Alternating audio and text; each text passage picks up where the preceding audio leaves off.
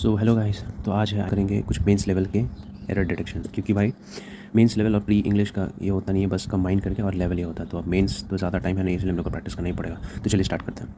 तो पहला क्वेश्चन ये आपकी स्क्रीन पर। अब ये थोड़ा पैटर्न चेंज देखते हैं क्या कह रहा है। कि few people are believing in various believing एक क्या है, अब बिलीव क्या है, ये तो ऐसे गलत हो गया। बिलीव क्या होता है, एक स्टेट वर्ब होता है। स्टेट वर्ब मतलब ये एक स्टेट को बताता है। इसमें कोई इसमें सिर्फ बीइंग मतलब कि कोई रह सकता है। स्टेट मतलब क्या होता है, किसी स्टेट में रहना। जैसे पानी है, बर्फ़ के स्टेट में रह रहा है तो वो स्टेट में है ना, आइस।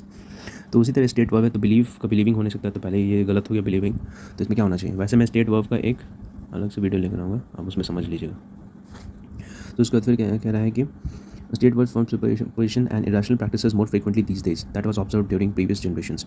अब इसका कहने का मतलब है कि कुछ लोग बिलीव करते हैं various forms of superstitions and irrational practices. अब सबसे पहले बिलीविंग जहाँ पर नहीं है उसको देख लें, तो वो कौन सा है, बीस। ए तो एलिमिनेट हो गया, A B C D, A eliminate हो गया, बचा B. B few people of believe in these days.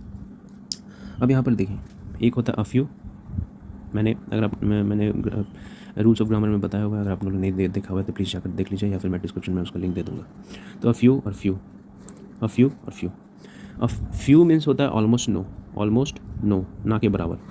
और अ फ्यू मीन्स होता है सम, कुछ। ये होता है पॉजिटिव, ये होता है नेगेटिव। उसके बाद फिर ये पॉजिटिव या नेगेटिव। तो उसी तरीके से अब इस सेंटेंस को अच्छे से समझें। A few people are believing मतलब कि कुछ पीपल बिलीव करते हैं वेरियस फॉर्म्स ऑफ सुपरस्टिशन, मतलब कि अंधविश्वास में और irrational practices more frequently these days, ज़्यादातर इन दिनों than what was observed during previous generation. मतलब कि प्रीवियस जनरेशन से ज़्यादा आज लोग इस जनरेशन में मतलब लोग सुपरस्टिशन फॉलो कर रहे हैं। क्या मतलब ये सही स्टेटमेंट है? तो नहीं। यानी कि यहाँ पर क्या होना चाहिए कि ना के बराबर लोग, यानी कि फ्यू होना चाहिए। तो फ्यू देखिए, तो किसमें डी एलिमिनेट हो गया और ए ऑलरेडी एलिमिनेटेड है, यानी कि डी भी एलिमिनेटेड हो गया।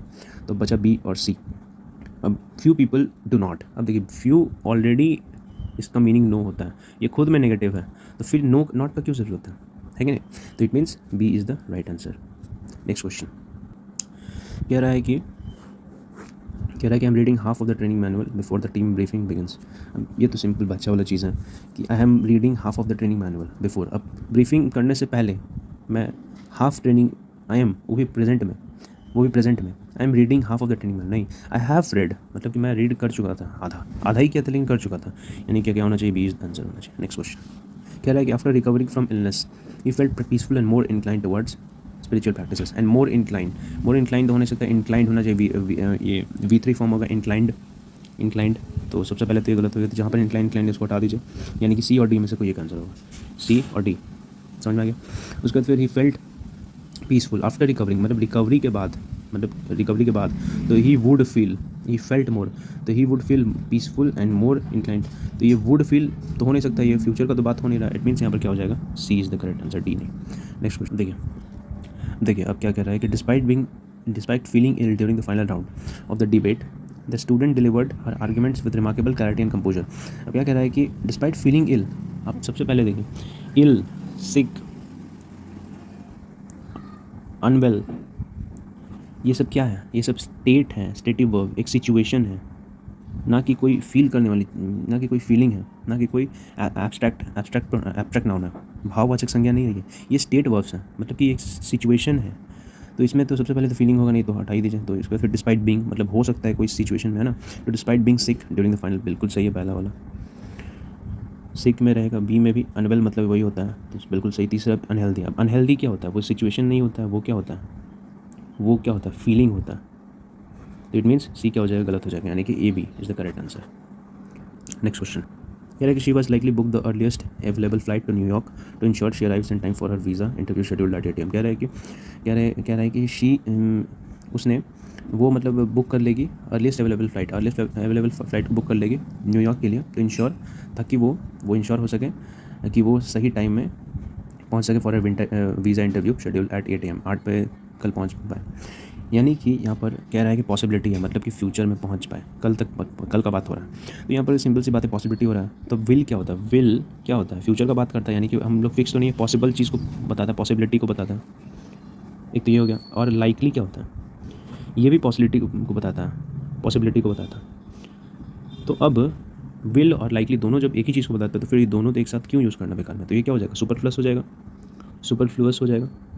इट मीन्स विल लाइकली होगा नहीं, तो कोई कोई ऐसा हम लोग को खोजना पड़ेगा जिसमें कि या तो विल हो या तो लाइकली हो। तो विल बुक, तो डी एलिमिनेट हो गया पहले ही, B C D, D eliminated, D eliminate हो गया, और विल लाइकली ए भी एलिमिनेट हो गया, और अब बी और सी में से देखिए लाइकली बुक्स कह रहा है, तो शी लाइकली बुक्स ये तो हो नहीं सकता है, शी है तो उसके साथ कोई ना कोई तो हेल्पिंग वर्ब लगना चाहिए, या तो फिर V5 होना चाहिए, तो V5 भी नहीं है तो हेल्पिंग वर्ब भी नहीं है, यानी कि बी गलत हो जाएगा, यानी कि सी सही हो जाएगा, एकदम सही हो जाएगा। नेक्स्ट क्वेश्चन, अब कह रहा है कि क्या question, during the panel interview I manage to respond to a couple of technical questions confidently while I hesitated on almost of them due to lack of preparation. सबसे पहले तो ऑलमोस्ट ऑफ देम तो होगा नहीं, है कि नहीं, ये तो होगा नहीं, इसके जगह पर क्या होना चाहिए, मोस्ट ऑफ देम होना चाहिए। कह रहा है कि इंटरव्यू के दौरान आई मैनेज टू रिस्पॉन्ड, मैंने कपल ऑफ क्वेश्चंस का टेक्निकल क्वेश्चंस मतलब कि 2 क्वेश्चंस, उनमें से 2 क्वेश्चन को कॉन्फिडेंटली जवाब दे दिया। वाइल क्या होता है, वाइल का मानी होता है बट, और बट क्या होता है, कॉन्ट्रास्ट दिखाता है, नेगेटिव होता है, ठीक है। लेकिन I hesitated on most of them due to lack of preparation, तो क्या होना चाहिए, while I hesitated on most of them होना चाहिए, यानी कि मोस्ट किस मेथड, डी है तो ऐसे मिल गया, यानी कि D is the answer, simple तो था।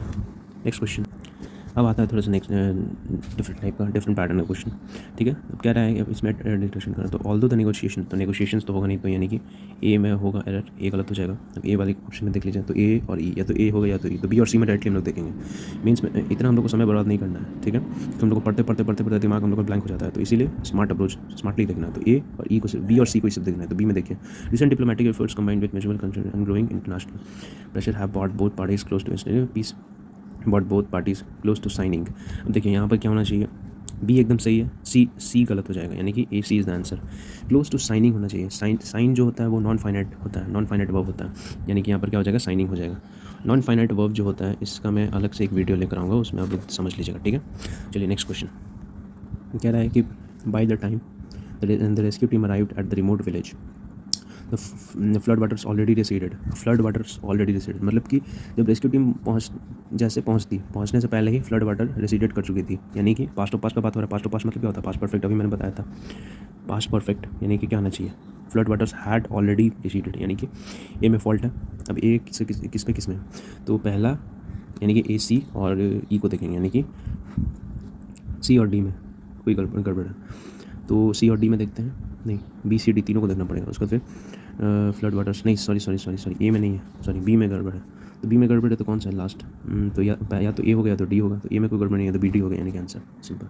नेक्स्ट क्वेश्चन, कह रहा है कि advance machine learning algorithms which are used to detecting नहीं, अगर यूज्ड इन डिटेक्टिंग होता ना, यूज्ड इन होता तब यहाँ पर लगता है डिटेक्टिंग, लेकिन यूज्ड टू होता है तो यहाँ पर क्या लगता है, डिटेक्ट लगता है, मतलब कि वर्ब का फर्स्ट फॉर्म, ठीक है, किस चीज़ के लिए, to detect, to practice, to this, तो ए में फॉल्ट हो गया सबसे पहले, तो ए में फॉल्ट। अब ए किसके साथ है, तो ए सी और ई, यानी कि बी सी डी तीनों में देखना पड़ेगा। Patterns vast data sets have revolutionized industries ranging for, देखिए ranging for health care to finance. अब देखिए आई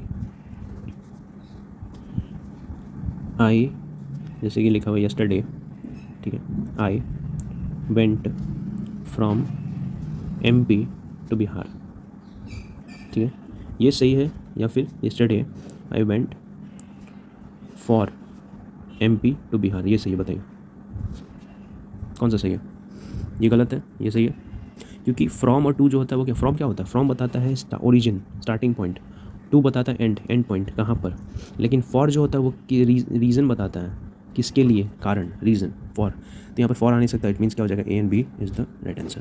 सो आई होप गाइज आपको वीडियोस पसंद आए होंगे, प्लीज़ अगर मेरा वीडियो पसंद आया तो प्लीज़ लाइक शेयर सब्सक्राइब जरूर करें। Thank you so much.